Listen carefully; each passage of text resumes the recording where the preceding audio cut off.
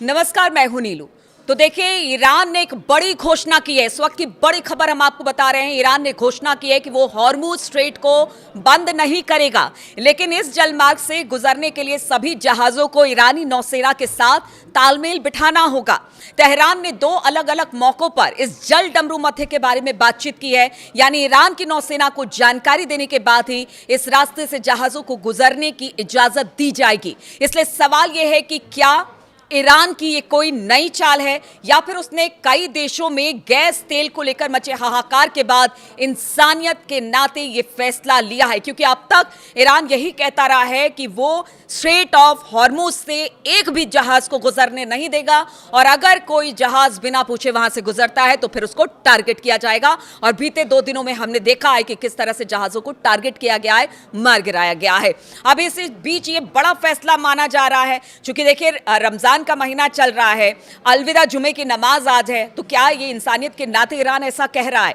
United nation में Iran के राजदूत अमीर सईद इरावानी ने गुरुवार को कहा कि ईरान इस जलडमरू मध्य को बंद नहीं करने जा रहा है, लेकिन इस शिपिंग मार्ग की सुरक्षा बनाए रखना ईरान का अधिकार है। और ये पहले भी ईरान कह चुका है कि अगर हमला अमेरिका और इजराइल करेगा तो वो स्ट्रेट ऑफ हॉर्मुज को चोक करेगा, जो कि उसने किया है, यानी कि वहां पर जितनी आवाजाही है जहाजों की उसे रोका है।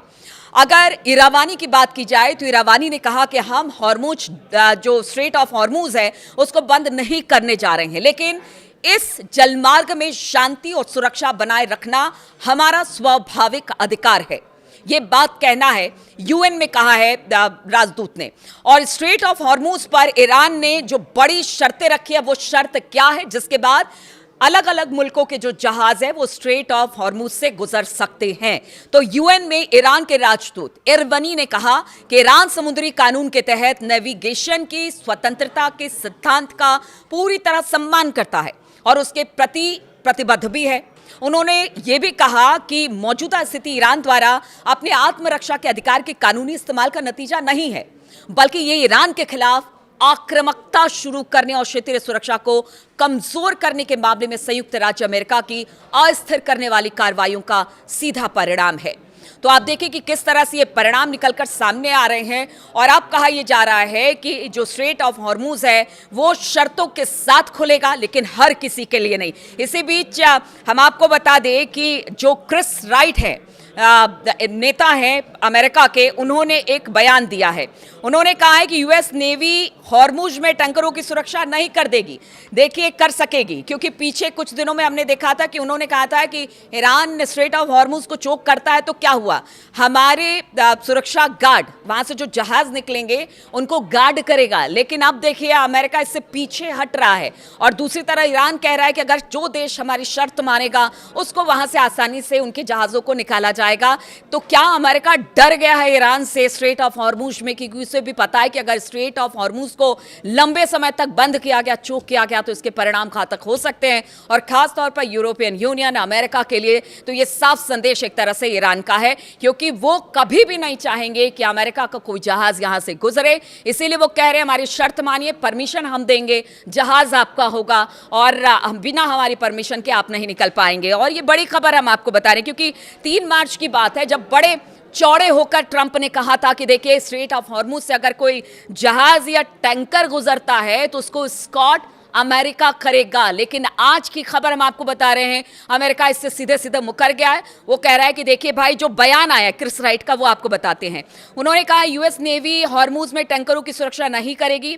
अभी अमेरिकी सेना युद्ध में व्यस्त है, अभी ईरानी मिसाइल फैक्ट्रियां, ड्रोन प्लांट टारगेट पर है और ईरान कमजोर होने पर ही हम कुछ कर सकते हैं। अब देखिए, ईरान के कमजोर होने की बात कह रहे हैं कि ईरान कमजोर होगा तो हम कुछ करेंगे। अरे कल तक तो ट्रंप यही कह रहे थे कि ईरान कमजोर हो चुका है, उसके सारे ठिकानों को ध्वस्त कर दिया गया है। इजराइल भी इस बात को कह रहा था, साथ ही वो कह रहे थे कि जो मिसाइल हमले हैं वो कम हो गए हैं। फिर आखिर क्यों कमजोर होने का इंतजार किया जा रहा है? यानी खुद ही अपनी बात को कॉन्ट्रडिक्ट अमेरिका करता है। राष्ट्रपति ट्रंप की बात की जो कहते हैं ना प्रामाणिकता, वो बिल्कुल नहीं रह गई है। और यही वजह है कि अब उन्हीं की बातों को काटा जा रहा है, उन्हीं के अधिकारियों द्वारा, उन्हीं के नेताओं द्वारा। ये बड़ी खबर हम आपको बता रहे हैं कि अब एस्कॉर्ट करने से अमेरिका ने जितने भी जहाज वहां से गुजरेंगे उसको इनकार कर दिया है। इधर अगर बात की जाए नेतन्याहू को भी, क्योंकि नेतन्याहू अमेरिका जहां पीछे कदम अपने कर रहा है वही नेतन्याहू हैं कि अब भी पीछे हटने को तैयार नहीं है। उनके भी कुछ बयान आए हैं युद्ध शुरू होने के बाद। पहली कॉन्फ्रेंस उन्होंने की है, प्रेस कॉन्फ्रेंस, जिसमें उन्होंने कहा है कि ईरान को ध्वस्त कर दिया गया है। तमाम लेबनान के मोर्चे पर जो कि हिजबुल्ला है उसे खत्म करने के काम हमने किया है। परमाणु कार्यक्रम को डैमेज करने का काम हमने किया है। वहाँ के वैज्ञानिकों को मारने का काम हमने किया है।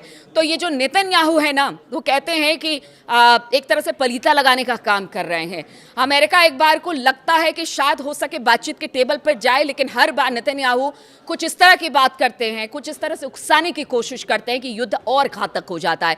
अब इन तमाम बयानों को देखकर आप समझ सकते हैं ईरान क्या चाहता है। ईरान दुनिया को भी देख रहा है, अमेरिका क्या चाहता है। अमेरिका ने पहले बहुत बड़ी बड़ी बातें की थी, लेकिन हुआ क्या, आज अमेरिका इस लड़ाई में सबको झोंककर पीछे भागने को तैयार है। इधर नेतन्याहू है कि अपने बयानों से बाज नहीं आ रहे हैं, इसलिए कहा जा रहा है युद्ध लंबा चलेगा। लेकिन इसी बीच जो बाकी देश है, जिनको कि एक तरह से कह लीजिए कि ना चाहते हुए भी इस युद्ध में कूदना पड़ा है, उनके लिए तो जो ईरान है, अमेरिका है या इजराइल है, उसको कोई बीच का रास्ता जरूर निकालना पड़ेगा।